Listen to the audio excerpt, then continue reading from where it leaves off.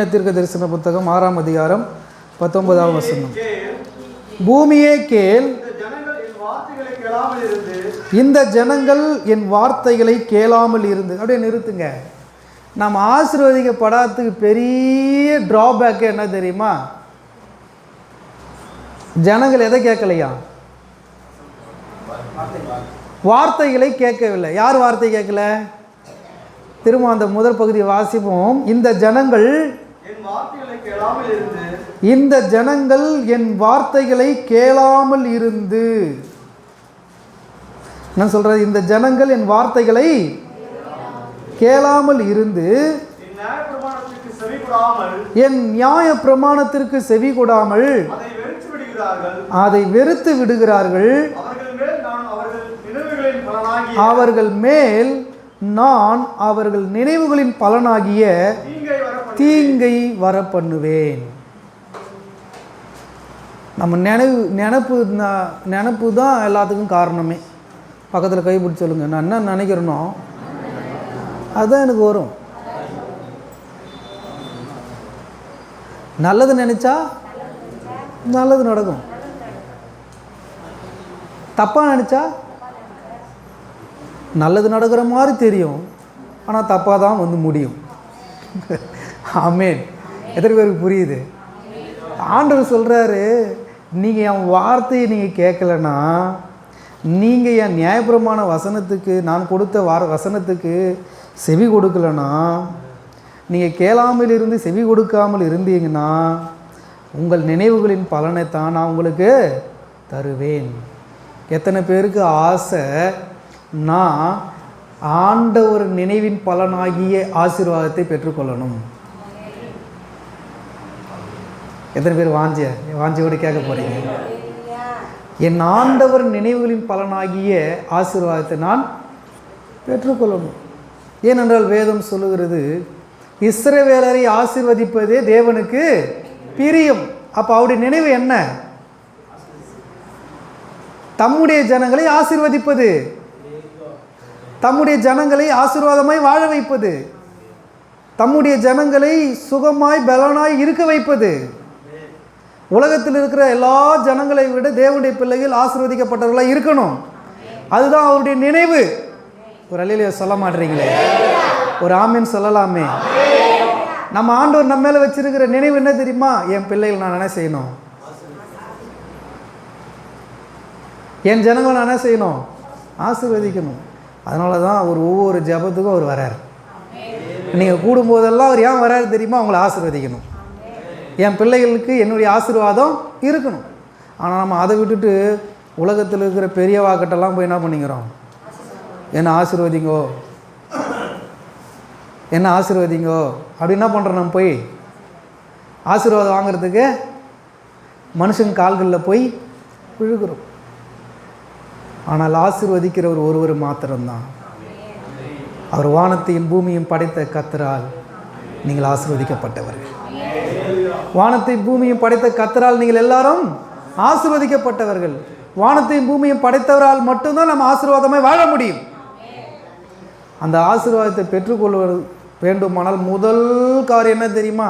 நீங்களும் நானும் அவருடைய வசனத்துக்கு செவி சாய்த்து கீழ்ப்படிய வேண்டும். ஆமென். அல்லேலூயா. கீழே அடுத்த வசனத்தில் 20ஆம் வசனம் வாசிக்கும்போது, சேபாவில் இருந்து வருகிற தூப வர்க்கமும் தூர தேசத்தினுடைய சுகந்த பட்டயம் எனக்கு எண்ணத்துக்கு உங்கள் சர்வாங்க தகனங்கள் எனக்கு விருப்பம் அல்ல, உங்கள் பலிகள் எனக்கு இன்பமாய் இராது. ஆமென். வெறுமனே நீங்கள் பலியை செலுத்திட்டா தேவன் விருப்பப்படுவார்னு நீங்கள் பலிகளை செலுத்தாதீங்க. தூரத்திலிருந்து வரக்கூடியது எதுவும் எனக்கு இன்பமாக இருக்காது. ஒன்று எனக்கு மகிழ்ச்சியை கொடுக்கும், நீங்கள் என் வார்த்தையை கேட்டு அதன்படி நடப்பது. நீங்கள் என்னுடைய வசனத்துக்கு செவி கொடுப்பது எனக்கு இன்பத்தை கொடுக்கும். உங்களுடைய சர்வாங்க தகனங்களும் உங்களுடைய பலிகளும் எனக்கு எண்ணத்துக்குன்னு ஆண்டவர் என்ன பண்ணுறாரு? நம்மை பார்த்து கர்த்தர் கேட்குறார். அதனால தான் நீதிமொழிகளில் ஒரு வசனம் அழகாக எழுதப்பட்டிருக்குது. 28வது அதிகாரம் 9ஆம் வசனத்தில், நீதிமொழிகள் 28ஆம் அதிகாரம் 9ஆம் வசனத்தில், நீங்கள் வேத வசனத்தை கேளாதபடிக்கு நீங்கள் செவியை விலக்கிட்டீங்கன்னா, நீங்கள் விலக்கிட்டு ஜெபம் பண்ணிங்கன்னா அந்த ஜெபம் எனக்கு எல்லாருக்கும் ஜெபம் பண்ணணும்னு வாஞ்சி இருக்குது. ஆமேன். பாஸ்டர் ஜெபம் பண்ணால் நான் நல்லா இருப்பேன், நான் ஜெபம் பண்ணால் நான் நல்லா இருப்பேன் அப்படின்னு வாஞ்சை இருக்குது, ஆசை இருக்குது. ஆனால் ஒன்று அங்கே நம்ம தவறு செய்கிறோம், ஒன்றில் தவறு செய்கிறோம். என்ன தெரியுமா? வேதத்தை கேளாதபடிக்கு நாம் ஜெபிக்கிற ஜெபத்தை கர்த்தர் என்ன செய்கிறாராம்? அருவருக்கிறார், அருவருப்பாய் பார்க்கிறார். நம்முடைய சுபாவம் என்ன சொல்லுது? நான் சொல்கிறத நீ செய்ய மாட்ட, ஆனால் நீ சொல்கிறத நான் என்ன பண்ணணும்? செய்யணும். சொல்லுமா சொல்ல மாட்டோமா? பிள்ளைங்கிட்ட சொல்கிறாங்க, பெற்றோர் என்னன்னு சொல்கிறாங்க பிள்ளைங்கிட்ட, ஏம்மா நான் சொல்கிறது செய்ய மாட்டேற, ஆனால் நீ கேட்குறது மட்டும் நான் எப்படிமா உடனடியாக செய்யணும்னு நினைக்கிறேன், இது நியாயமா அப்படின்னு கேட்டால் என்ன சொல்லுவாங்க பிள்ளைங்க? நீங்கள் தானே எங்கள் அப்பா, கொடுங்க. அப்பா என்ன பண்ணுவார்? வேறு வழியே இல்லாமல் தன்னுடைய பிள்ளைக்கு அவர் கொடுப்பார், ஏன்னா நான் பெற்ற பிள்ளைன்னு சொல்லி. இதுபோல தான் இன்றைக்கி ஒரு சிலர் ஆசீர்வாதமாக இருக்கிறோன்னு நினைக்கிறவங்க எல்லாம் இப்படி கேட்டு வம்பு பண்ணி வாங்கிக்கிறாங்க. புரிஞ்சவங்க ராமேன்னு சொல்லலாம். அதனால் அப்பா என்ன பண்ணுறாரு? கொடுக்கத்தான் செய்கிறாரு. அப்பா என்ன பண்ணுறாரு? அவங்களுக்கு கொடுத்து ஆசீர்வதிக்கத்தான் செய்கிறார். ஆனால் அது ஆசீர்வாதமாக ஆண்டவர் பார்க்கல, அருவருப்பாக பார்க்குறார். அல்லேலூயா. ஆனால் தேவ பிள்ளைகளாகி நீங்களும் நானும் அவர் வசனத்தை கேட்டு ஜெபம் பண்ணி கேட்டு பெற்றுக்கொள்வது எல்லாம் நமக்கு ஆசீர்வாதமாய் சகல நாட்களிலும் இருக்கும் என்பது நிச்சயம். ஆமேன். இன்னொரு வசனத்தையும் ஒரு வேத பகுதியை நான் உங்களுக்கு விளக்கி காண்பித்து, நம் ஆண்டவராகி தேவனுக்கு கீழ்ப்படியும் பொழுது வரக்கூடிய ஆசீர்வாதங்களை 1 சாமுவேலின் புத்தகம் 15வது அதிகாரம் 3ஆம் வசனத்தில் நாம் பார்க்கலாம். தேவனுக்கு கீழ்ப்படியும் போது நமக்கு ஆசீர்வாதமும், தேவனுக்கு கீழ்ப்படியாத போது நமக்கு பலவிதமான துயரங்களும் உண்டு. உங்கள் யாவருக்கும் தெரிந்த ஒரு வேத பகுதி, சவுல் என்கிற ஒரு ராஜா இருந்தார். சவுல் என்கிற ஒரு ராஜா இருந்தார். அந்த ராஜாவை கேள்விப்படாத விசுவாசிகள் யாருமே இருக்க மாட்டாங்க. பைபிளை படிக்கிறவங்க எல்லாருக்குமே சவுலை குறித்து நல்லா தெரியும். அந்த ராஜாவை குறித்து நீங்கள் பார்க்கும்போது ஒரு வசனம் சொல்லப்பட்டிருக்குது. வாசிங்க 15ஆம் அதிகாரம் 3வது வசனம். இப்பொழுதும் நீ போய் அமலேக்கியரை மடங்கடித்து அவனுக்கு உண்டான எல்லாவற்றையும் சங்கரித்து அவன் மேல் இரக்கம் வைக்காமல் புருஷரையும் ஸ்திரீகளையும் பிள்ளைகளையும் குழந்தைகளையும் மாடுகளையும் ஆடுகளையும் ஒட்டகங்களையும் கழுதைகளையும் கொன்று போட கடவாய் என்கிறார் என்று சொன்னான். அப்பொழுது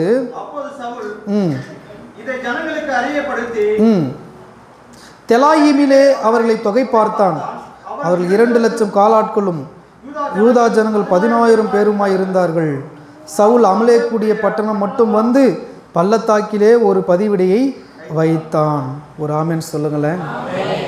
கர்த்தர் சொன்னார், எங்கே போய் சொல்லி?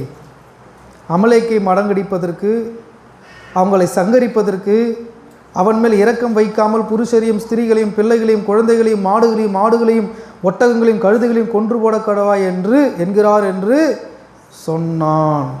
ஆமென். சாமுவேல் தீர்க்கதரிசி சொல்கிறாரு, நீங்கள் போங்க, அமலேக்கியரை கர்த்தர் உங்கள் கையில் ஒப்பு கொடுப்பார். இதை கேட்டு தொகை பார்த்து சவுல் புறப்பட்டு அமலேக்கியரை மடங்கடிக்கிறார். 7ஆம் வசனம். ஆவிலா துவைக்கி எகிப்திற்கு எதிரே இருக்கிற சூருக்கு போகும் எல்லை மட்டும் இருந்த அமலேக்கியரை மடங்கடித்து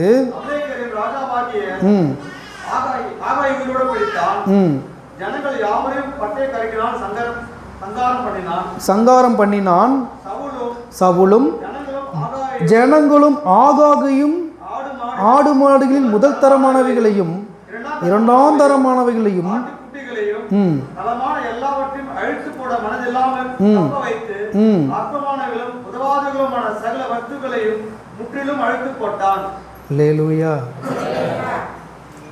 எல்லாத்தையும் என்ன பண்ணார்? அவரு அழித்து போட்டார்.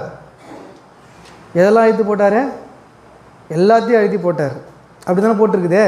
ஆனால் மேலே பாருங்க, சவுலும் ஜனங்களும் ஆடு மாடுகளில் முதல் தரமானவைகளையும் இரண்டாம் தரமானவைகளையும் ஆட்டுக்குட்டிகளையும் நலமான எல்லாவற்றையும் அழித்து போட அங்கே ஒரு மிஸ்டேக் பண்ணுறாங்க. சுத்தமாக அழிக்க சொல்லி தேவனுடைய வார்த்தை வருது. ஆனால் இவங்க என்ன பண்ணுறாங்க? முதல் தரமானவைகளையும் இரண்டாம் தரமானவைகளையும் நலமான எல்லாவற்றையும் அழித்து போட அவர்களுக்கு என்ன இல்லையா? நாம் கூட அப்படி தான். ஐயோ இதை போய் கர்த்தருடைய வார்த்தை அழியணும். வேணான்னா வேணாம், நல்லா இருக்குது, தொடக்கூடாதுன்னா தொடக்கூடாது. ஐயோ புதுசாக இருக்குதே பாஸ்டர், அதை எப்படி பாஸ்டர் கொடுக்குறது? கொடுத்தா தான் ஆசீர்வாதம். ஒரு ஆமென் சொல்லுங்க. நான் பழசோனா கொடுக்குறேன், புதுசில் நான் பண்ண மாட்டேன். கர்த்தருக்கு ஏற்ற பலியும் கர்த்தருக்கு ஏற்ற காணிக்கையும் கர்த்தருக்கு ஏற்ற வாங்குகிற காரியங்கள் எது தெரியுமா? முதல் தரமானது.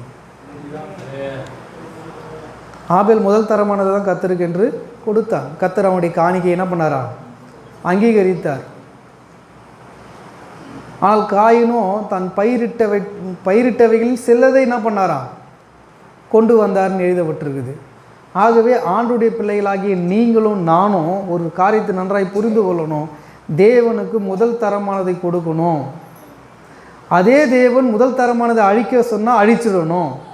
அதே தேவன் முதல் தரமானவைகளை எனக்கென்று தான் சொன்னால் அவருக்கென்று என்ன பண்ணணுமா? கொடுக்கணும். ஒரு ஆமீன் சொல்லலாமே. ஆனால் இங்கே பாருங்கள், நலமானதை எல்லாம் அழித்து போட மனதில்லாமல் அது எல்லாத்தையும் தப்ப வைத்து அற்பமானவைகளும், எல்லாம் சொல்லுங்க, என்ன மாணவைகளும், உதவாதவைகளும் சகல வஸ்துக்களையும் முற்றிலும் என்ன பண்ணாரா? அழித்து போட்டார். அடுத்து கர்த்தருடைய வார்த்தை சாமுவேல் தீர்க்கதரிசிக்கு உண்டாகி அவர் என்ன சொல்கிறார்? கவனிங்க, நல்லா கவனிக்கணும் தேவ பிள்ளைங்க. நான் சவுலை ராஜாவாக்கினது எனக்கு மனஸ்தாபமாய் இருக்கிறது. அவன் என்னை விட்டு திரும்பி என் வார்த்தைகளை என்ன செய்யலையா? என் வார்த்தைகளை நிறைவேற்றாமற் போனான். அப்பொழுது சாமுவேல் மனம் நொந்து ரா முழுவதும் கர்த்தரை நோக்கி கூப்பிட்டு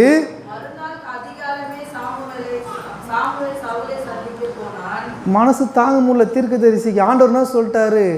சவுலை ராஜாவாக்கினது எனக்கு மனஸ்தாபமாக இருக்கிறது. அவன் என் வார்த்தைகளை நிறைவேற்றாமல் போய்விட்டான்.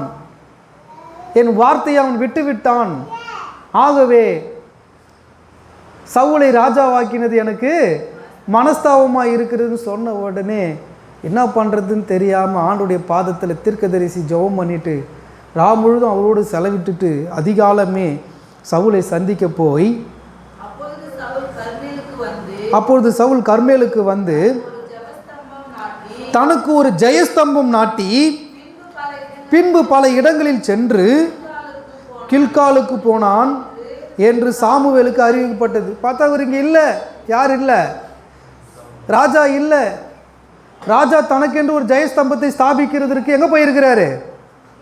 கில்காலுக்கு போனார்னு சொல்லி சாமுவேலுக்கு தகவல் கிடைக்கிறது. உடனே சாமுவேல் சவுலிடத்திற்கு போனார். சவுல் அவனை நோக்கி, நீர் கர்த்தரால் ஆசீர்வதிக்கப்பட்டவர். அல்லேலூயா. யார் உள்ள வந்தது? சாமுவேல் வருகிறார். உடனே சவுலுடைய பதில், சவுலுடைய வாழ்த்து எப்படி தெரியுமா? நீர் கர்த்தரால் ஆசீர்வதிக்கப்பட்டவர். இதோடு நிறுத்தியிருந்தா கூட பரவாயில்ல. அங்கே ஒரு பொய் என்ன பண்ணுறாரு?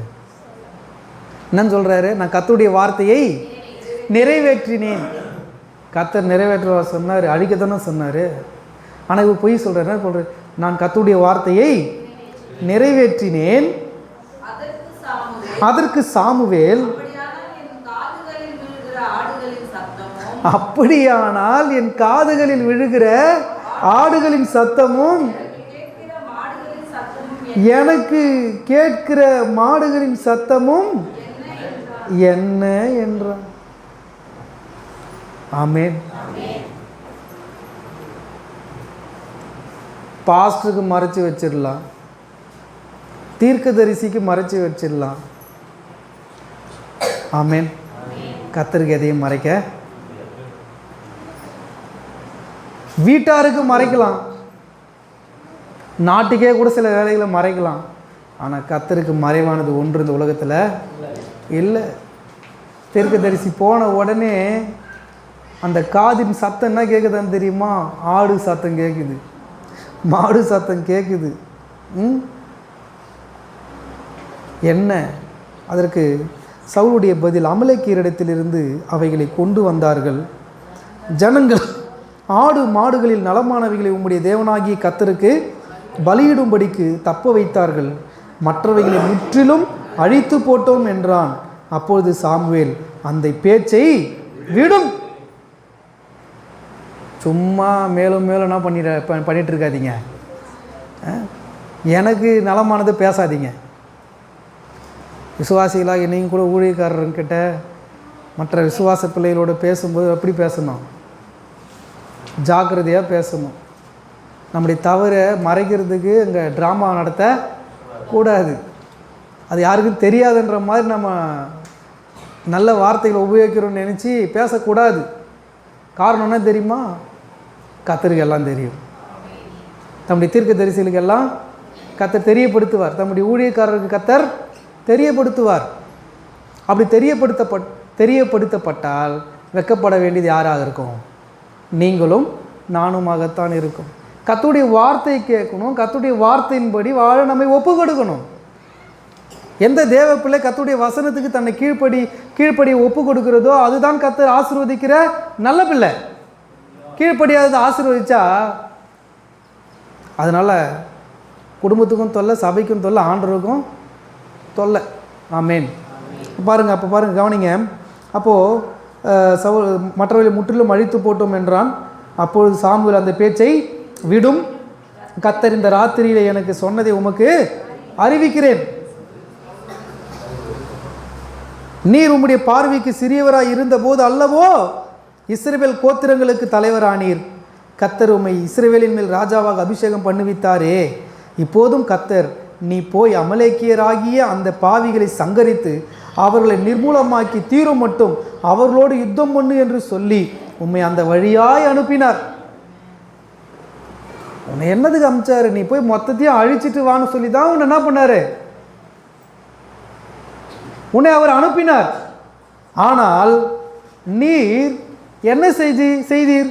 இப்படி இருக்க நீர் கர்த்தருடைய சொல்லை என்ன பண்ணல, கேளாமல் கொள்ளையின் மேல் பறந்து, கொள்ளையின் மேல் பறந்துன்னா என்ன அர்த்தம்? நல்லா இருக்கிறதெல்லாம் என்ன பண்ணுறது, எடுத்துன்னு வந்துடுறது. நம்ம ஊரில் ஏறி கொள்ளை விட்டாங்க. என்ன விட்டாங்க? பிரதர் ஒரு நாள் வந்து கேட்டார், பாஸ்டர் கொள்ளை ஆடின பொருள்னா என்ன, கொள்ளை அடிச்சதுன்னா என்ன அப்படின்னு கேட்டார். கர்த்தர் நம் கையில் ஒப்பு கொடுக்கிற ஜனங்கள் விட்டுட்டு போகிற அல்லது அவர்கள் நம்ம அழித்து விட்டு அவர்கள் பயன்படுத்தி கொண்டிருந்த தரமான பொருட்கள். ஆபிரகாம் காலத்தில் அப்படி தான் தேசத்தின் ஜனங்களை ஆபிரகாமுக்கு கர்த்தர் கொடுக்கும்பொழுது அங்கே அந்த ஜனங்களை முற்றிலுமாய் அழித்து விட்டு அங்கே தரமான பொருட்கள், அங்கே இருந்த பொருட்கள், பொன் வெள்ளி நலமானவைகள், இது எல்லாத்தையும் கொண்டு வந்து அவர் சேகரித்து வைத்திருக்கும்போது தான் கொள்ளையாடின பொருட்கள் முதலாய் அந்த புருஷருக்கு என்ன பண்ணாராம், மெல்கிசேதேக்கு என்கிறவருக்கு தசம பாகத்தை கொடுத்தார் என்று நாம் அங்கே பார்க்குறோம். அதே போல் அந்த அமலேக்கியரை முறியடிக்கும் பொழுது இவர் என்ன பண்ணார், கொள்ளையின் மேலே போய் பாய்ந்து பறந்து முதல் தரமானவைகளையும் இரண்டாம் தரமானவைகளையும் நலமான பொருட்கள் அனைத்தையும் இவர் எடுத்துக்கிட்டார். மீதி நல்லா இல்லாத எல்லாத்தையும் என்ன பண்ணார்? சுட்டெரித்தார். ஒரு ஆமேன்னு சொல்லலாமே. நடந்தது என்ன தெரியுமா? கர்த்தருடைய சொல்லை கேளாமல் செய்ததுனால மனுஷன் பார்வைக்கு உலகத்தில் எல்லாமே நல்லதாக தான் தெரியும். மனுஷன் பார்வைக்கு உலகத்தில் நல்லதாக தெரிகிற எல்லாமே தேவனுடைய பார்வைக்கு நல்லதாக தெரியாது. ஆமென், அல்லேலூயா. மனுஷனுடைய பார்வைக்கு நலமானது எல்லாம் தேவனுடைய பார்வைக்கு எப்படிப்பட்டது கிடையாதுங்க, நலமானது கிடையாது. தேவனுடைய வார்த்தையின் பார்வையில் இருக்கிறது தான் நலமானது. அடுத்து பாருங்களேன், அந்த வார்த்தையை நீ பொல்லாப்பானதை செய்தது என்ன?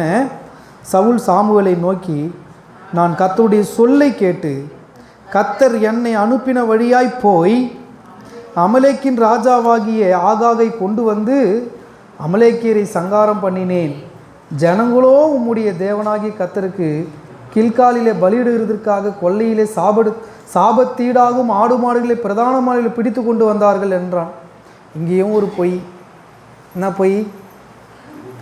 யார் எடுத்துன்னு வந்தாங்க? யார் எடுத்துன்னு வந்தாங்களாம்? ஜனங்க எடுத்துன்னு வந்தாங்களாம். எதுக்கு எடுத்துன்னு வந்தாங்களாம்? தேவனுக்கு பலியிடுவதற்காக என்ன பண்ணாங்களா? கொண்டு வந்தாங்களா? யாரு கொண்டு வந்தாங்களா? சிலர்லாம் காணிக்கை கொடுத்தா பாஸ்டர் ரொம்ப பெருசாக என்ன பண்ணுவார், நம்மளை நினைப்பார். ஆமாவா? இப்போ ஆண்டருக்கு பலியிடுறதுக்கு எங்கே போய் எடுத்தாராம்? அது கொல்லையில் இருந்து எடுத்தாராம், முதல் தரமான. அதற்கு சாமுவேல், சத்தமாக வாசிங்க, கர்த்தருடைய சத்தத்துக்கு கீழ்ப்படுகிறதை பார்க்கிலும் சர்வாங்க தகனங்களும் பலிகளும் கர்த்தருக்கு பிரியமாக இருக்குமோ? பலியை பார்க்கிலும் கீழ்ப்படிதலும் ஆட்டுக்கடாக்கள் நினைத்தை பார்க்கிலும் செவி கொடுத்தலும் உத்தமும். ஆமேன், அல்லேலூயா. எல்லாம் கவனிங்க, கர்த்தருக்கு தரமானது கொடுக்க நீ தீர்மானம் பண்ணினால் இலவசமாக கிடைச்சிதே, சும்மா தானே இருக்குது, இப்படிப்பட்டவைகளில் நீங்கள் என்ன பண்ணக்கூடாது? கர்த்தரை கனம் பண்ணக்கூடாது. உங்களுக்கு உரியதை, உங்களுடைய உழைப்பில், உங்களுக்கு நலமானதில், உங்களுக்கு பெட்டராக தெரிகிறதில்ல கர்த்தருக்கு என்று படைக்கும்போது அவருடைய சத்தத்துக்கு நீங்கள் உண்மையாக என்ன பண்ணுறீங்க? செவி சாய்க்கிறீர்கள். நாளைக்கு நடந்தது, அவர் கர்த்தருடைய வார்த்தை என்ன பண்ணாராம்? மீறி செவி கொடுக்காமல் போய் அவர் தேவனுடைய சமூகத்தை விட்டு தள்ளப்படுகிறதையும் சாமுவேலால் எச்சரிக்கப்படுகிறதையும் நாம் இங்கே பார்க்கிறோம். அல்லேலூயா. அடுத்து 23ஆம் வசனத்தை வாசிப்போம். ரெண்டகம் பண்ணுதல் பில்லி சூனிய பாவத்திற்கும் என்னங்க ரெண்டகம் பண்ணிட்டார் பெருசாக? ரெண்டகம் பாஸ்டர்கிட்டையும் பேசுறது, ஜனங்கிட்டையும் என்ன பண்ணுறது? இவருக்கு ஏற்ற மாதிரி இங்கே பேசிக்கிறது, அங்கே போனால் யார்கிட்ட மாதிரி பேசிக்கிறது? ஜனங்களுக்கு ஏற்ற மாதிரி பேசிக்கிறது. இது ரெண்டகம் பண்ணுறது தானே. ஆண்டவருக்கு தெரியுமா தெரியாதா? ஆண்டோடைய சத்தத்துக்கு செவி கொடுக்குறவங்க இந்த பாவங்கள்லாம் செய்யவே மாட்டாங்க, ரெண்டகம் பண்ண மாட்டாங்க. அது பில்லி சூனிய பாவத்துக்கு சமமாக ரெண்டகம் பண்ணுவது. முரட்டாட்டம் பண்ணுதல் விக்கிரகாராதரிக்கும் அவபக்திக்கும் சரியாய் இருக்கிறது. நீர் கர்த்தருடைய வார்த்தையை புறக்கணித்தபடியினாலே அவர் உம்மை ராஜாவாய் இராதபடிக்கு புறக்கணித்து தள்ளினார். அப்பொழுது சவுல் சாமுவேலை நோக்கி, நான் கர்த்தருடைய கட்டளை யாவையும் உம்முடைய வார்த்தைகளை மீறினதினாலே பாவம் செய்தேன். நான் ஜனங்களுக்கு பயந்து அவர்கள் சொல்லை கேட்டேன். ஆமென். நீ மனுஷன் சொல்கிறத கேட்குறியா, ஆண்டவர் சொல்கிறத கேட்குறியா? பக்கத்தில் கைப்பிடிச்சி கேளுங்க. இனிமே நான் மனுஷன் சொல்கிறத கேட்க மாட்டேன், ஆண்டவர் சொல்கிறத மட்டும்தான் கேட்பேன். மனுஷன் சொல்லுவதை கேட்டால் நான் ஆசீர்வதிக்கப்பட மாட்டேன். இன்னும் தரித்திரம், இன்னும் குறைவு, இன்னும் கடன், இன்னும் வியாதி, இன்னும் பல பிரச்சனை நான் சந்திக்க நேரிடும். ஆனால் தேவனுடைய வார்த்தையை கேட்பேன், ஆனால் சகல ஆசீர்வாதங்களும் எனக்கு உண்டு. இஸ்ரவேலின் முதல் ராஜாவாகிய சவுல் செய்த தவறு என்ன தெரியுமா? ஜனங்கள் சொன்னதை கேட்டார். ஆண்டவர் சொன்னதை கேட்கல. ஆண்டவர் தீர்க்கதரிசியின் மூலமாக சொன்னதை என்ன பண்ணல? கேட்கல. ஜனங்க சொன்னதை கேட்டார். ஏன்னா அவங்களுக்கு கண்ணுக்கு முன்னாடி இருக்கிறது யார் தான்? புதிய ஏற்பாட்டில் கூட அப்போஸ்தலர் 5ஆம் அதிகாரத்தில் அனனியா சப்பீரால் என்று சொல்லப்படுகிற 2 பேரும் தேவனுடைய பரிசுத்த ஆவியின் சொல்லுக்கு கீழ்ப்படிந்திருந்தா ஒருத்தர் ஜீவனாச்சும் என்ன பண்ணியிருக்கோம்? காப்பாற்றப்பட்டிருக்கும். ஆனால் புருஷனும் மனைவியும், மனைவி புருஷன் சொல்லையும் புருஷன் மனைவி சொல்லையும் கேட்டதுனால 2 பேருமே அங்கே என்ன பண்ணாங்களாம்? இந்த கொடுக்குற காரியத்தில் தவறு செய்து இறந்து போனார்கள் என்று சொல்லி நாம் பார்க்கிறோம். எனக்கு அருமையான கர்த்தருடைய பிள்ளைகளே, நான் உங்களுக்கு சொல்கிற நல்ல வார்த்தையை புரிஞ்சிங்க. நீங்களும் நானும் கர்த்தருடைய வசனத்துக்கு என்ன பண்ணணும்? கீழ்ப்படியணும். கீழ்ப்படியும் போது இந்த உலகத்தில் நமக்கு சம்பூர்ணமான ஆசீர்வாதம் உண்டு. அது எப்படிலாம் நமக்கு வரும்லாம் எனக்கு தெரியாது. கர்த்தருடைய வார்த்தையை கீழ்ப்படுகிற ஒவ்வொருவரையும் கர்த்தர் மேன்மைப்படுத்தும், பலப்படுத்தும் அவருடைய கரத்தினால் ஆகும். ஆமேன். நீங்கள் ஆசீர்வதிக்கப்படணும்னா நீங்கள் கர்த்தருக்கென்று உங்களுடைய வாழ்க்கையை ஒப்பு கொடுத்து அவருடைய வார்த்தைக்கென்று நீங்கள் வாழும்பொழுது, அவருடைய வசனத்தை விசுவாசித்து நீங்கள் ஒவ்வொன்றையும் செய்யும் பொழுது நிச்சயமாய் அதனால் உங்களுக்கு பலன் உண்டு.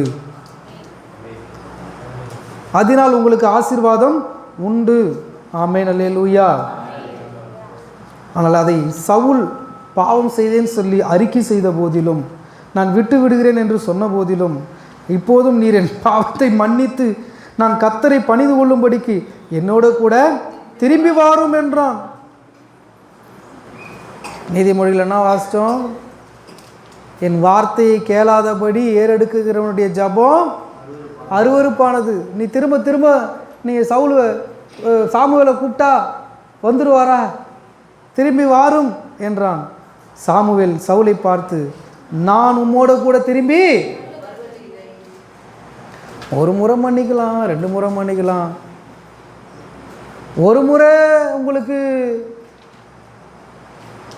ஆண்டவர் ஒரு தயவு பாராட்டலாம், 2 முறை பாராட்டலாம், பல தடவை அவருடைய வார்த்தைக்கு என்ன பண்ணவே மாட்டோம், நம்ம செவி கொடுக்கவே மாட்டோம். செஞ்சது தான் செய்வேன். ஆனாலும் இரக்கமுள்ள தகப்பன் இந்த கிருபையின் காலத்தில் வாழ்கிற உன்னையும் என்னையும் மன்னித்து மன்னித்து என்ன பண்ணுறாராம்? ஏற்றுக்கொண்டு சேர்த்து கொள்ளுகிறார். தகப்பன் தன் பிள்ளையை சேர்த்து கொள்ளுகிற வண்ணமாக அடிக்கடி அவர் என்ன பண்ணுறாரு? அவர் நம்மை சேர்த்து கொள்ளுகிறார். அதனால தான் கொஞ்சம் ஆசீர்வதிக்கப்பட்டவர்களாக நமக்கு தெரியும். ஆனால் அது உண்மையான ஆசீர்வாதமே கிடையாது. எத்தனை பேருக்கு புரியுது? ஆமேன். உண்மையான ஆசீர்வாதம் வேண்டுமானால் தேவனுடைய வார்த்தைக்கு நம்ம என்ன செய்யணும்? செவி கொடுக்கணும். அப்படி செவி சாய்க்கின்ற பொழுது கர்த்தர் நிச்சயமாக உங்களை உயர்த்தி காண்பிப்பார் இந்த உலகத்துக்கு. எத்தனை பேர் ஆண்டவர் என்னை உயர்த்தணும்? எத்தனை பேர் தேவன் என்னை ஆசீர்வதிக்கணும்? எத்தனை பேர் நான் தேவனுக்குள்ள ஆசீர்வாதமாக வாழணும்னு விரும்புகிறீங்களோ அத்தனை பேருக்கு நான் ஒரு நல்ல வார்த்தையை சொல்கிறேன். நீங்கள் ஒவ்வொருவரும் ஆசீர்வதிக்கப்பட்டவர்களாக இருக்க வேண்டுமானால் தேவனுடைய வசனத்துக்கு கீழ்ப்படிங்க. தேவனுடைய வார்த்தைக்கு உங்கள் செவியை சாய்த்து கவனித்து கேளுங்க. அவர் வசனம் சொல்லுகிறபடி வாழுங்க. அவர் வார்த்தையின்படி நடக்கும் உங்களை ஒப்பு கொடுங்க. கர்த்தர் நிச்சயமாக உங்களை என்ன பண்ணுவார்? ஆசீர்வதிப்பார். ஆமென். அல்லேலூயா, அல்லேலூயா, அல்லேலூயா. 26வது வசனம், திரும்பி வருவதில்லை என்று சொன்னான். அதற்கு கர்த்தருடைய வார்த்தையை புறக்கணித்தீர். ஏன் வார்த்தையை நீங்கள் புறக்கணித்தீர்னு சொல்லலை. கர்த்தருடைய வார்த்தையை நீர் புறக்கணித்தீர். நீர் இஸ்ரவேலின் மேல் ராஜாவா இராதபடிக்கு கர்த்தர் உம்மையும் புறக்கணித்து தள்ளினார் என்றான். ஆமென். ஒரு வார்த்தையை தேவன் சொல்கிறத கேட்காம போனதுனால ராஜ பதவியையே சவுல் இழந்து விட்டார். தன்னுடைய ராஜ அபிஷேகத்தையே அவர் இழந்து விட்டார். தேவ வழிநடத்துதலை அவர் இழந்து விட்டார். தேவன் இதுவரை தனக்கு கொடுத்த சம்பூர்ணமான ஆசீர்வாதத்தை இழந்து விட்டார். அவனுக்குள்ள ஒரு பொல்லாத ஆவி வந்துச்சான். தேவனுடைய ஆவி இருக்கும்போது மகிழ்ச்சியாக இருந்தார். தேவனுடைய ஆவி இருக்கும்போது ஆசீர்வதிக்கப்பட்டிருந்தார். ஆனால் தேவன் புறக்கணித்து தள்ளப்பட்ட உடனே, பொல்லாத ஆவி உள்ளே வந்த உடனே, யார் யாரெல்லாம் தேவனுக்கு பிரியமாக இருக்கிறாங்களோ அவங்கள கூட கொல்லணும் துடிக்க அந்த ஆவி என்ன பண்ணிச்சு? அவரை ஏவிச்சு. ஆசீர்வாதம்னா கடைசியாக சொல்லி முடிக்கிறேன். ஆசீர்வாதம்னா வெறும் பணம், பொருள், செல்வம், நிலபுலம், சொத்து சுகம் இல்லை. எல்லாம் திரும்ப சொல்லுங்கள். ஆசீர்வாதம்னா பணம், பொருள், சொத்து, சுகம், நிலபுலம் இல்லை. ஆசீர்வாதம்னா என்ன தெரியுமா? மகிழ்ச்சியாக இருப்பது, மற்றவருக்கு கொடுப்பது, கர்த்தரை அதன் மூலமாக கனப்படுத்துவது. இதுதாங்க ஆசீர்வாதம். ஆமென், அல்லேலூயா. நாம் என்ன ஆசீர்வாதத்தை கேட்குறோம்? சொல்லுங்க, நான் என்ன ஆசீர்வாதத்தை கேட்குறோம்? நிறைய என்ன கொடுங்க. நிறைய காசு வச்சுக்கிறவங்களும் ஆசீர்வாதமாக இருக்கிறாங்க நீங்கள் நினைக்கிறீங்க. அவங்கள போய் கேட்டு பாருங்கள், நான் ஆரோக்கியமாகவே இல்லைன்னு ஒன்று. உன்னை மாதிரி நான் சந்தோஷமாகவே இல்லைன்னு, உன்னை மாதிரி நான் சம்பூர்ணமாக உடுத்தி கொள்வது இல்லை, நான் உன்னை மாதிரி நல்லா சாப்பிடுவது இல்லை, நான் உன்னை மாதிரி நல்லா போக்குவரத்துமா இருக்கிறது இல்லை. ஏன்னா ஆசீர்வாதம் என்பது தேவனுடைய ஆவியினால் நடத்தப்படுவது தான். தேவ ஆவியினால் நடத்தப்படுகிற என்றைக்கு எப்படி இருப்பான்? ஆசீர்வாதமாக இருப்பான். தேவனுடைய ஆவியினால் நடத்தப்படுகிற ஒவ்வொருவனும் தேவனுடைய வசனத்துக்கு என்ன பண்ணுவான்? தன்னை கீழ்ப்படிவதற்கு அர்ப்பணிப்பான். அப்படி அர்ப்பணித்தவனை கர்த்தர் ஆசீர்வதிப்பது தான் அவருக்கு பிரியம். அதனால் அவனுக்கு ஒரு இழப்பும் வரப்போகிறது கிடையாது. அதனால் அவர்களுக்கு ஒரு நஷ்டமும் வருவது இல்லை. நீங்கள் ஆசீர்வதிக்கப்பட வேண்டும். நான் திரும்பவும் சொல்கிறேன், நீங்கள் கர்த்தருடைய வார்த்தைக்கு கீழ்ப்படிங்க. எல்லாம் சேர்ந்து வாசிப்போம். கர்த்தருடைய சத்தத்திற்கு கீழ்ப்படிவதை பார்க்கிலும் சர்வாங்க தகனங்களும் பலிகளும் கர்த்தருக்கு பிரியமாக இருக்குமோ? பலியை பார்க்கிலும் கீழ்ப்படிதலும் ஆட்டு கடாக்களின் இனத்தை பார்க்கிலும் செவி கொடுத்தலும் உத்தமம். இந்த செவி கொடுக்கறதுன்னா என்ன தெரியுமா? சிலருக்கு நம்ம சொல்லினே இருப்போம்னா பண்ண மாட்டாங்க. அதை நாம் என்ன சொல்லுவோம்? உடனே அவங்கள பார்த்து, என்னடா நான் சொல்கிறது காதில் கேட்குதா? சொல்கிற மாதிரி. செவி கொடுத்துட்டுனா தெரியுமா? கேட்ட உடனே ஓடி போயிடணும் செய்கிறதுக்கு. நீ திரும்ப திரும்ப சொன்னாதான் கூட நான் செய்யாமல் உட்காந்துட்டு அங்கேயே இருக்கிறேன்னா நீ என்ன கொடுக்கலன்னு அர்த்தம்? செவி கொடுக்கலன்னு அர்த்தம். நீங்கள் செவி கொடுக்குற பிள்ளைகளாக இருக்கணும். அதுதான் ஆண்டவருக்கு என்னவாக இருக்கா? உத்தமமாக இருக்குது. அந்த உத்தம ஜனங்களை தான் கர்த்தர் ஆசீர்வதிப்பார். அல்லேலூயா, ஆமென். எபேசியர் 5வது அதிகாரம் 1-2 வசனத்தை நீங்கள் வாசிக்கும்போது அங்கே அழகாக ஆண்டவராகி இயேசு கிறிஸ்து பின்பற்றுகிற தேவ பிள்ளைகளுக்கு அப்போஸ்தலனாகிய பவுல் மூலமாக ஒரு வார்த்தை வருகிறது. வாசிங்க. நீங்கள் எபேசியர் 5ஆம் அதிகாரம் 1-2. நீங்கள் பிரியமான பிள்ளைகளைப் போல நீங்கள் என்னவா? நீங்களும் நானும் ஆண்டவருக்கு எப்படிப்பட்டவங்களாம்? கிறிஸ்துவை பின்பற்றுகிறவர்களுக்கு எப்படிப்பட்டவர்களாக மாறணும்? பிரியமானவர்களாக மாறணும். நீங்கள் பிரியமான பிள்ளைகளைப் போல தேவனை பின்பற்றுவர்களாகி கிறிஸ்து நமக்காக தம்மை தேவனுக்கு சுகந்த வாசனையான காணிக்கையாகவும் பலியாகவும் ஒப்பு கொடுத்து நம்மில் அன்பு கூர்ந்தது போல நீங்களும் அன்பிலே. ஆமென். தேவ அன்பில் நடக்கிறவங்க தேவனுடைய வார்த்தைக்கு என்ன பண்ணுவாங்க? தங்களை ஒப்பு கொடுப்பாங்க. தேவனுடைய சத்தத்துக்கு தங்களை ஒப்பு கொடுப்பார்கள். தேவனை பின்பற்றுகிறவர்கள் நிச்சயமாக தேவனை போல வாழ வேண்டும் என்று தீர்மானிப்பார்கள். அதனால தான் தேவன் தம்மையே நமக்காக என்ன பண்ணார்? பலியாக ஒப்பு கொடுத்தார். நம்ம எல்லாருக்கும் பரிச்சயமாக தெரிந்த ஒரு வேத பகுதி ரோமர் 8ஆம் அதிகாரத்தில் 28ஆம் வசனம் சொல்லுகிறது. என்னது? தம்மிடத்தில் அன்பு கூறுவர்களுக்கு கர்த்தர் என்ன பண்ணுறாராம்? சகலத்தையும் நன்மையாக முடிய பண்ணி சகல ஆசீர்வாதங்கள் என்ன பண்ணுறாரு? உங்களுக்கு எனக்காக அவர் கொடுக்குறாராம். காரணம் என்ன தெரியுமா? அவர் நம்ம மேல் வச்ச அன்பு. தன்னுடைய உயிரையே கொடுத்த தேவன் மற்ற எல்லாவற்றையும் நமக்கு கொடுக்காதிருப்பது எப்படி? இன்றைக்கே நமக்கு தரித்திரம் இருக்குது, இன்றைக்கே நமக்கு வியாதி இருக்குது, இன்றைக்கே நமக்கு கடன் இருக்குது, இன்றைக்கே நமக்கு கஷ்டம் இருக்கிறது, ஏன் இன்றைக்கி நமக்கு தோல்வி இருக்கிறது, இன்றைக்கி ஏன் நாம் ரொம்ப பாரப்படுகிறோம்? அதுக்கெல்லாம் காரணம் என்ன தெரியுமா? நாம் அவரை நேசிக்கலை. நாம் அவர் மேலே என்ன வைக்கல? அன்பு வைக்கல. நான் ஒரு கேள்வி உங்களை பார்த்து கேட்குறேன். நீங்கள் எல்லாம் அவர் மேலே இருக்கிற அன்பினால் ஆலயத்துக்கு வரீங்களா? அவர் மேலே இருக்கிற பயத்தினால் ஆலயத்துக்கு வரீங்களா? பதிலே காணுமே. எத்தனை பேர் சொல்ல முடியும், நான் தேவ அன்பினால் இழுக்கப்பட்டு அவருடைய ஆலயத்துக்கு வருகிறேன். அவர் மேலே இருக்கிற பயத்தினால் வரல. உலக மனிதர்கள் கடவுள் பயத்தினாலும் கோவில் குளங்களுக்கு என்ன பண்ணுவாங்க, போவாங்க. தேவனுடைய பிள்ளைகள் தேவன் மேல் இருக்கிற அன்பினால் அவருடைய ஆலயத்துக்கு வரணும். அவர் மேல் அன்பா இருக்கிறவன் அவருடைய ஆலயத்தை என்ன பண்ண மாட்டான், அசட்ட பண்ண மாட்டான். அவர் மேல் அன்பா இருக்கிறவன் எப்பொழுது நான் தேவனுடைய ஆலயத்துக்கு போய் நிற்பேன்ற ஏக்கத்தோடு இருப்பான். நீங்களும் நானும் அப்படிப்பட்டவர்களாய் மாறணும். அப்படிப்பட்டவர்களை ஆசீர்வதிப்பது தான் ஆண்டவருக்கு பிரியம்.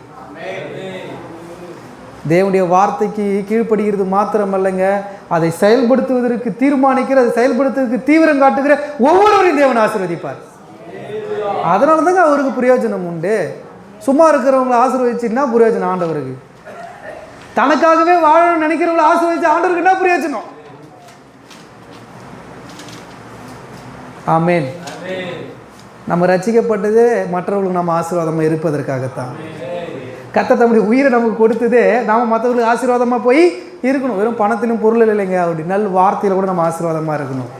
நீங்கள் போய் மற்றவங்களுக்கு இயேசுவை பற்றி என்ன பண்ணணும், அவர் மேலே இருக்கிற அன்பினால் உலக மனிதர்களை நேசித்து இயேசுக்கிட்ட வாங்க, இயேசு தருகிற ஆசீர்வாதத்தை சுதந்திரித்து கொள்ளுங்க. ஆனால் இதுக்கு நேர் ஆப்போசிட் ஆனது தான் இந்த உலகம். இதுக்கு நேர் எதிரானது தான் இந்த உலகம். இந்த ஆசீர்வாதம்லாம் வேணாம், நீ என் கூட வா, உனக்கு நல்ல வேலை வாங்கி கொடுக்குறேன், நீ நல்லா சம்பாத்தியம் பண்ணி வீடு வாசல் கட்டி நல்லா உலகத்துக்கு பெருமையாக என்ன பண்ணு, செட்டில் ஆகிடலாம் வான்னு சொல்லி அழைக்கும். கர்த்தருடைய ஜீவன் இல்லைன்னா நீ எவ்வளோ அந்த உலகத்தில் வச்சுருந்தாலும் அது ஆசீர்வாதமா? இயேசு கிறிஸ்து பூமியில் வாழும்போது கூட ஒரு ஐஸ்வர்யவான ஒரு இடத்துல வந்து நின்று ஆண்டவர்கிட்ட பேசும்போது, போன வாரம் நான் சொன்னேன், ஒட்டகமானது ஊசியின் காதில் நுழையும், ஐஸ்வர்யவான் தேவனுடைய ராஜ்யத்தில் என்ன பண்ண மாட்டாங்க, பிரவேசிக்க மாட்டாங்க. ஏன் நான் சொன்னேன் தெரியுமா? அவனுக்கு தேவன் மேலே அன்பு இல்லை, இவ்வுலகத்தின் ஐஸ்வர்யத்தின் மேலே அவனுக்கு அன்பு இருந்தது. தேவன் மேலே அன்பாக இருக்கிறவன் இவ்வுலக ஐஸ்வர்யத்தின் மேலே தன் கண்ணை என்ன பண்ண மாட்டான் ஒரு நாளும். அதனால தான் அவன் துக்கம் அடைந்தவனாய் திரும்ப என்ன பண்ணிட்டானா, புறப்பட்டு போய்விட்டான் என்று சொல்லி நாம் பார்க்கிறோம். கர்த்தருக்கு தேவனுடைய வார்த்தையை கேட்குற நீங்களும் நானும், அவருடைய சத்தத்துக்கு செவி கொடுக்க வேண்டும் என்று தீர்மானிக்கிற நீங்களும் நானும் ஒன்றை நல்லா புரிந்து கொள்ளணும். தேவனுடைய ஆசீர்வாதம் எனக்கு நிறைவாய் வேண்டும், தேவனுடைய சம்பத்து எனக்கு நிறைவாய் கிடைக்க வேண்டும், தேவன் எனக்கு வானத்தின் பலகணிகளை திறந்து என்னை ஆசீர்வதிக்க வேண்டும். அதன் மூலமாய் நான் சபைக்கும் மற்ற இந்த உலகத்தில் இருக்கிற எல்லா ஜனங்களுக்கும் ஆசீர்வாதமாய் இருப்பேன் என்று இன்றைக்கு நீங்கள் தீர்மானிக்க வேண்டும். அப்படிப்பட்டவர்களை தான் கர்த்தர் ஆசீர்வதிப்பார். அல்லேலூயா, ஆமென். சத்தமாக சொல்லுவோம், எல்லாம் இன்னும் சத்தத்தை உயர்த்தி சொல்லுவோம், மகிழ்ச்சியோடு சொல்லுங்க. ஆசீர்வதியும் என் நேச கர்த்தரே, ஆசீர்வதியும் என் நேச கர்த்தரே, ஆவியின் வரங்களினால் என்னை நீரப்பும். என்ன சொல்லியிருக்கணும் ஆண்டவர்? என் வீட்டை நீரப்பும், என் பர்ஸை நீரப்பும், என் பீரோவை நீரப்பும். அப்படியே பாடினார் பாடினவர் என்னன்னு பாடினார்? திரும்ப பாடுங்க. ஆசீர்வதியும், நல்லா அழகா பாடுங்க. ஆசீர்வதியும் ஆவியின் வரங்களினால்.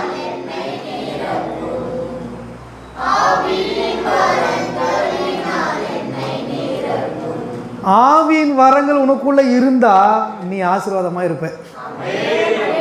உன்னை ஆசீர்வதிக்கிறதே எது தெரியுமா? ஆவியின் வரங்கள் தான். அப்படிப்பட்டவங்க தான் ஊற்று தண்ணீரே எந்த ஜீவநதியே எண்ணில், ஊற்று தண்ணீரே ஜீவநதியே. இன்னும் ஒரு அழகா பாடுங்க. ஆசீர்வாதியும் என் நேச கர்த்தரே ஆசீர்வாதியோ என் நேச கர்த்தரே ஆவியின் வரங்களினால் என்னை நிரப்பும் இன்னும் ஆவியின் வரங்களினால் என்னை நிரப்பும் ஊற்று தண்ணீரே எந்த தேவ ஆவியே ஜீவநதியே என்னில் பொங்கி பொங்கி வா ஆசீர்வாதியோ என் நேச கர்த்தரே அப்படியே பாடினே இருக்கலாம்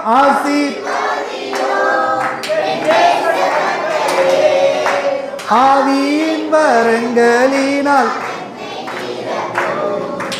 ஆவியின் வரங்களினால் என்னை நிரப்போ. யார் ஆண்டவர் நிரப்புவார் தெரியுமா? யாரை நிரப்புவார் தெரியுமா? நீங்கள் பிரியமான பிள்ளைகளைப் போல தேவனை பின்பற்றும் போது. எனக்கு எந்த பிள்ளையை பிடிக்கும் ஒரு அப்பா கிட்ட போய் கேட்டு பாருங்களேன், என் வார்த்தையை தட்டாமல் செய்கிற பிள்ளைய தான் எனக்கு என்ன பண்ணும் பிடிக்கும். மனுஷ சுபாவமே யாரை பிடிக்குன்னு கேட்டால் யாரை சொல்லும்? ஒரு தகப்பனுக்கு 2 பிள்ளைகள் இருப்பார்களானால் உங்களுக்கு யாருங்க பிடிக்குன்னு கேட்டால் சடனாக யோசிக்காமல் பதில் வர்றது இளைய பிள்ளையோ மூத்த பிள்ளையோ சொல்லுவாங்க. ஏங்க அப்படி சொல்கிறீங்க அப்படின்னு அவங்களை கேட்டிங்கன்னா, இந்த பிள்ளை தான் நான் சொல்கிறத தட்டாமல் என்ன பண்ணும், என்ன எதுனே கேட்காம என்ன பண்ணாது, கீழ்ப்படியும். அப்பா சொல்லிட்டார், கரண்டில் கை வைடானா கூட அப்பா சொல்லிட்டார் என்ன பண்ணுவான், அவன் கை வைக்க போவான். அவன் தான் யார்? பிரியமான பிள்ளை. அதுக்கு ஒரு உதாரணம் சொல்லணும்னா ஆபிரகாமுடைய பிள்ளை யார்? இது ஈசாக்கு. Very good. ஆபிரகாமுடைய பிள்ளை எப்படி இருந்தான்? அப்பாவுக்கு பிரியமான பிள்ளையாக இருந்தான். எப்படி? அவனை தான் பலியிட கொண்டு போகிறாருன்னு அப்பாவுக்கு அது பிள்ளைக்கு தெரியலனாலும் அப்பா சொல்லிட்டார், என்னன்னு கூட்டும் போகிறார். என்னன்னு சொல்லிட்டாரு? அப்பா கட்டை இருக்குது, கத்தி இருக்குது, எல்லாரும் பலியிடுறதுக்கு ஆட்டுக்குட்டியை கப்பான்னு கேட்டான். அதுக்கு அவர் என்ன சொன்னார்? கத்தர் பார்த்து கொள்ளுவார். இதுக்கு மறுப்பு எதனா தெரிவித்தான் அந்த புள்ள. ஆனால் அந்த அப்பாவுக்கு தெரியும் இவன் தான் அந்த ஆடுன்னு. ஆமென். ஆபிரகாமுக்கு தெரியும் அந்த ஆடு யார் தான்? ஈசாக்கு தான். தான் பிரியமான பிள்ளை தான், நீண்ட நாள் காத்திருந்து பெற்றெடுத்த பிள்ளை தான். அதனால தான் உங்களுக்கும் எனக்கும் வேதம் சொல்லுது, ஆபிரகாமின் ஆசீர்வாதம் உங்களுக்கு உண்டாகணும்னு சொல்லுது. அல்லேலூயா. என்ன ஆபிரகாமின் ஆசீர்வாதம் தெரியுமா? அவன் அப்படியே கீழ்ப்படுகிறவனாக இருந்தான். கர்த்தர் சொன்ன வார்த்தையை கேட்டு அப்படியே என்ன பண்ணார்? புறப்பட்டு பிள்ளையை அழைத்து கொண்டு பலியிடுவதற்கு உண்டான எல்லா ஆயத்தத்தோடும் போனான். ஆனால் ஆட்டுக்குட்டியை கையில் என்ன பண்ணல. நம்ம சவுல மாதிரி கொலையில் கிடைச்ச முதல் தரமான 2ஆம் தரமானதை எல்லாத்தையும் எடுத்து வச்சுட்டு கொண்டு போய் பலியிடுறதுக்காக போனேன். அப்படியாகிலும் கர்த்தர் என்ன பண்ணலாம்? கவர்ந்து கொள்ளலாம், இன்பமாக அவரை கவர்ந்து கொள்ளலாம் என்று சொல்லி நினைத்தான். ஆனால் அங்கேயே நம்ம எரேமியால வாசம், அது இன்பமாய் இருக்குமோ? அது இன்பமாய் இருக்குமோ? அல்லேலூயா. தூரத்திலிருந்து வர்றது எனக்கு இன்பமாய் இருக்குமோ? சிலருக்கெல்லாம் ரொம்ப இன்பம் எதுதான்? அம்மா ஊர்லேருந்து வராங்க. அம்மா ஊர் அந்த காலத்தில், இப்போலாம் எல்லாம் தெரில எனக்கு. எனக்கு குழந்தையா இருக்கும் போதில் எங்கள் ஆயா ஊர்லேருந்து வராங்கன்னொடனே ஒரே சந்தோஷம் குஷி. ஏன் சொல்லுங்க பார்க்கலாம். பேசவே மாட்டேறீங்க. உங்களுக்கு ஆயா தாத்தாவே கிடையாதா? அப்பா பட்டணத்துக்கு போய்கிறாருன்னா ரொம்ப சந்தோஷம் அப்போல்லாம். ஏன் தெரியுமா? வரும்போது மாமா வர்றாருன்னா இன்னும் சந்தோஷம் பிள்ளைங்களுக்கு. ஏன் தெரியுமா? நிறைய வாங்கிட்டு நீ தூரத்தில் இருந்து வந்து நிறைய ஆண்டவருக்கு என்று காணிக்கையா படைத்தாலும் அது அவருக்கு இன்பமாக இருக்காது, பிரியமாக இருக்காது. எது தெரியுமா பிரியமாக இருக்கும்? அவருடைய வார்த்தைக்கு செவி சாய்ப்பது, அவருடைய வசனத்துக்கு கீழ்ப்படிவது, அதுதான் பிரியமாக இருக்கும். நிறைய பேர் செவி கொடுத்தல்னு ஒன்று யார் இன்னொரு வேலை கேட்போம், இன்னொரு முறை என்ன பண்ணுவோம் பார்க்கலாம் என்று சொல்லி தட்டி கழித்து விடுகிற தேவ பிள்ளைகளும் தட்டி கழித்து விடுகிறவர்களும் தான் அநேகம் இந்த உலகத்தில் உண்டு. ஆனால் நீங்களும் நானும் தேவனால் பெற்றுக்கொள்ளக்கூடிய வார்த்தை என்ன தெரியுமா? நீங்கள் பிரியமான பிள்ளைகளைப் போல தேவனை பின்பற்றுவர்களாகி கிறிஸ்து நமக்காக தம்மை தேவனுக்கு சுகந்த வாசனையான காணிக்கையாகவும் பலியாகவும் ஒப்பு கொடுத்தது போல நம்மில் அன்பு கூர்ந்தது போல நீங்களும் அன்பிலே நடந்து கொள். ஒருவருக்கு எப்படி நடந்துங்க? அன்பிலே நடந்து. தேவ அன்பிலே நடந்துங்க. என்ன கொடுத்தாலும் என்ன செஞ்சாலும் அன்பினால் என்ன பண்ணுங்க? கொடுங்க. கடமையினால் கொடுக்காதீங்க. ஒரு ஆமேன்னு சொல்லலாமே. எதனால் கொடுக்கணுமா? நான் கேட்டால் துக்கப்பட மாட்டீங்களே. கல்யாணம் பண்ணி கொடுக்குற பொண்ணுக்கும் பிள்ளைக்கும் அன்பினால் கொடுக்குறீங்களா, உலக வழக்கத்தின்படி கொடுக்குறீங்களா? உலக வழக்கத்தின்படி. ஆமேன். அன்பினால் கொடுக்குறவங்க என்ன பண்ண மாட்டாங்க? தம்பட்டம் பண்ண மாட்டாங்க. கல்யாணம்னாலே எத்தனை சவரம். ஆமேன். பைக்கா, காரா, இடமா, மனையா, வீடா? ஆமேன். இதுதானே கேட்குறாங்க. இதெல்லாம் அன்பினால் கொடுக்கப்படுவதா? இல்லைங்க. வியாபாரம் அதெல்லாம் சொல்கிறாரு. ஆனால் கர்த்தர் சொல்கிறார், அன்பினால் நீங்கள் எதை வேணாலும் என்ன பண்ணுங்க, யாருக்கு வேணாலும் கொடுங்க. அன்பினால் கொடுங்க. ஆண்டவர் நிச்சயமாக என்ன பண்ணுவது? அதை ஏற்றுக்கொள்ளும். அதுதான் கொடுக்குற காரியங்கள் வரும்பொழுது கர்த்தர் சொல்கிறார், அவனவன் விசனமாயும் அல்ல கட்டாயமாயும் அல்ல தன் மனதில் நியமித்தபடியே கர்த்தருக்கு என்று என்ன பண்ணணுமா? கொடுக்க கடவுள். நியாயப்பிரமாண புத்தகத்தில் மோசேக்கு சொல்லும்போது கூட கர்த்தர் எப்படி தெரியுமா சொன்னார் தெரியுமா? மன விருப்பம் உள்ளவன் எவனோ அவனிடத்தில் என்ன பண்ணுங்க, நீங்கள் காணிக்கையை கேட்டு வாங்குங்கள். ஒருவரையும் என்ன பண்ணாதீங்க, கட்டாயமா கேட்காதீங்க. அல்லேலூயா. கர்த்தருக்கு ஸ்தோத்திரம். ஆமேன். ஆகவே தேவனுடைய பிள்ளைகள், தயவு செய்து சொல்கிறேன், நீங்கள் கர்த்தருடைய வசனத்துக்கு கீழ்ப்படிய உங்களை ஒப்புக்கொடுங்க. உலக மனிதர்களைப் போல, வசனத்தையும் வேதத்தை அறியாத மனிதர்களைப் போல காணிக்கையினால கர்த்தரை கவர்ந்து கொள்ளலாம் நினைக்காதீங்க. அது உங்களுக்கு ஆசீர்வாதம் அல்ல. ஆமேன். தேவனுடைய வார்த்தையை என்ன பண்ணுங்க? விசுவாசிங்க. தேவனுடைய வசனத்தை கேளுங்க. தேவனுடைய வார்த்தைக்கு உங்களை ஒப்பு கொடுங்க. அதனால் நிச்சயம் உங்களுக்கு ஆசீர்வாதம் உண்டு. ஆமேன். நீங்களும் அன்பிலே நடந்து கொள்ளுங்கள். கிறிஸ்துவின் மீது அன்பு நமக்குள்ளே எப்போதும் ஆழமாக இருக்க வேண்டும். கிறிஸ்துவை நேசிக்கிற தேவ பிள்ளைங்க ஒரு நாள் வீட்டில் சும்மா இருக்கவே மாட்டாங்க. கிறிஸ்துவுக்காக எதாவது செய்யணும்னு முயற்சி எடுத்துக்கிட்டே இருப்பாங்க. ஆமேன். அல்லேலூயா. குடும்பம் உயிரை விட ஒழுக்கம் ரொம்ப முக்கியன்ற. இன்றைக்கி தேவனுடைய பிள்ளைகளுக்கு சபைக்கு வர்றதுலேயே என்ன கிடையாது? ஒழுக்கம் கிடையாது. தேவ பிள்ளைங்க சபையில் வர்றதுல என்ன இருக்கணும்? ஒரு ஒழுக்கம் இருக்கணும். 10 மணியா 18 நிமிஷத்துக்கு முன்னாடி என்ன பண்ணணும்? ஆண்டவருடைய ஆலயத்துக்கு போய் காத்திருந்து ஜெபிக்கிற ஒரு அனுபவம். அல்லேலூயா. கர்த்தருக்கு கஷ்டமாக இருக்குதுல்ல பின்பற்றுறதுக்கு. எங்கே பாஸ்டர் காலைல கறி எடுக்கிறதா, சமைக்கிறதா, பிள்ளைகளை குளிக்க வைக்கிறதா, டைமே போத மாட்டேங்குது. காலைல எனக்கு கூட வருத்தம் தான், டைமே பற்ற மாட்டேங்குது. காலைல எழுந்ததுலேருந்து அப்படியே சுற்றிட்டே இருக்கிறோம். இந்த வேலை அந்த வேலைன்னு செஞ்சுனே இருக்கணும் நீ. ஆமேன். சீக்கிரமாக எழுந்துங்க. அல்லேலூயா. 2 நாளைக்கு முன்னாடி தம்பிக்கிட்ட அப்படி தான் சொல்லிட்டு இருந்தேன், டேய் சீக்கிரமாக எழுந்துக்கடா. 3 மணிக்கு எழுந்துக்கிறவன் முனிவன்டா, 4 மணிக்கு எழுந்துக்கிறவன் ஞானி, 5 மணிக்கு எழுந்துக்கிறவன் அறிவாளி, 6 மணிக்கு எழுந்துக்கிறவன் மனுஷன், 7 மணிக்கு எழுந்துக்கிறவன் எருமடா. இதெல்லாம் உலகத்தில் சொல்லி கொடுத்தாங்க. ஆமேன். படிக்கும்போது சொல்லி கொடுத்தாங்க வாத்தியாருங்க. கர்த்தருக்கு அப்போ எத்தனை மணிக்கு எழுந்துக்கணும்? வேணாம் பிரதர், நீ முனிவன் ஆகல. இந்த சொல்ல 16 பேரில் 2வது இல்லாத இருந்தது. கல்வி, அறிவு. அறிவாக இருந்தால் போதும். எனக்கு எத்தனை மணிக்கு எழுந்தால் போதும்? 5 மணிக்கு எழுந்தாலே போதும். அறிவுகளும் எத்தனை மணிக்கு எழுந்துக்கணும்? மனுஷனாகிற எத்தனை மணிக்கு எழுந்துக்கணும்? இதுக்கு மேலே நீங்கள் போகாதீங்க. அல்லேலூயா. ஆனால் இந்த பனிக்கும் இந்த குளிருக்கும் இதுதான் நல்லா இருக்குது. 8 மணி வரலும், சிலருக்குலாம் 10 மணி வரலும், ஒரு சிலர் 11:30 மணி வரலும். இன்றைக்கி இருக்கிற பொல்லாத காலம் இந்த செல்ஃபோன் வந்தது. ராத்திரி தூக்கம் வர வரைக்கும் தூக்கம் வரல. கேட்டால் செல்ஃபோன் பார்த்தா எப்படியா தூக்கம் வரும் உனக்கு? தூக்கம் வரும்போது செல்ஃபோனை தூக்கி என்ன பண்ணு, தூர வை, தூங்கிப்பார். காலைல வேலையை என்ன பண்ணலாம்? எழுந்திருக்கலாம். ஆமேன். காலம் மாறல, நாம் தான் மாறுகிறோம். அல்லேலூயா. கர்த்தருக்கு ஸ்தோத்திரம். நாம் ஆசீர்வதிக்கப்படாததுக்கு காரணங்கள் இவைகள் எல்லாம் தான்.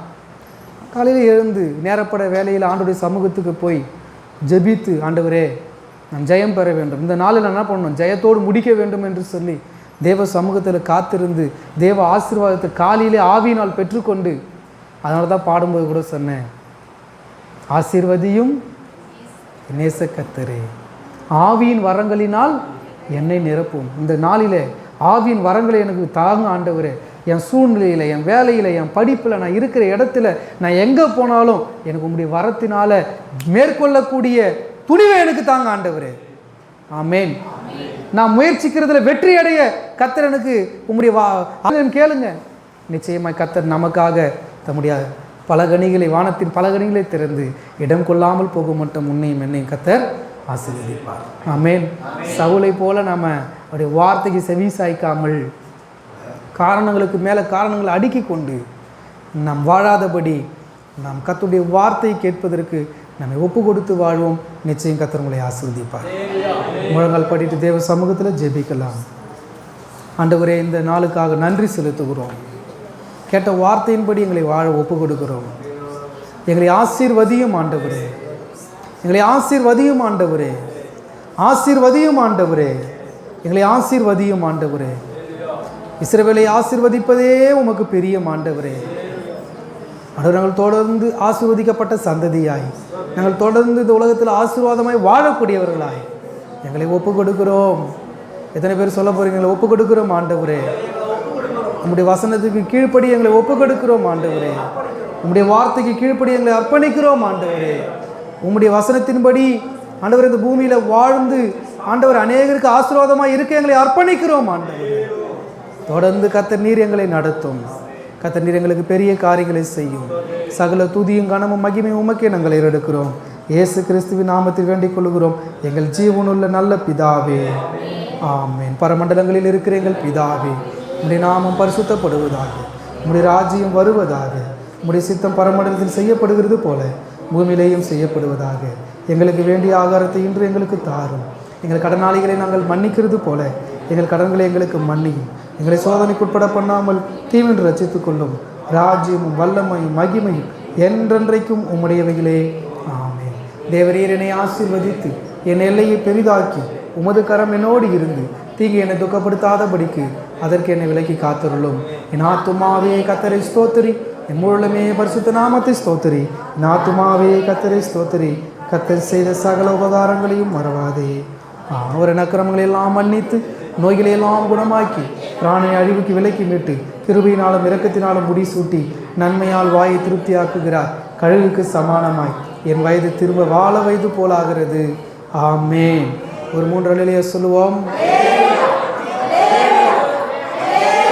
நம்முடைய கர்த்தராய் இருக்கிற இயேசு கிறிஸ்துவின் கிருபையும் பிதாவின் அன்பும் பரிசுத்த ஆவியுடைய ஐக்கியமும் சகல பரிசுத்தவான்களோடும் இன்று நம்முடைய திருச்சபையில் கலந்து கொண்ட நம் அனைவரோடும் உடைய வருகை மற்றும் இன்றும் என்றும் சதா காலங்கள் நிலைத்திருப்பதாக. கர்த்தர் உங்களை ஆசீர்வதிப்பார். ஆமென். அல்லேலூயா.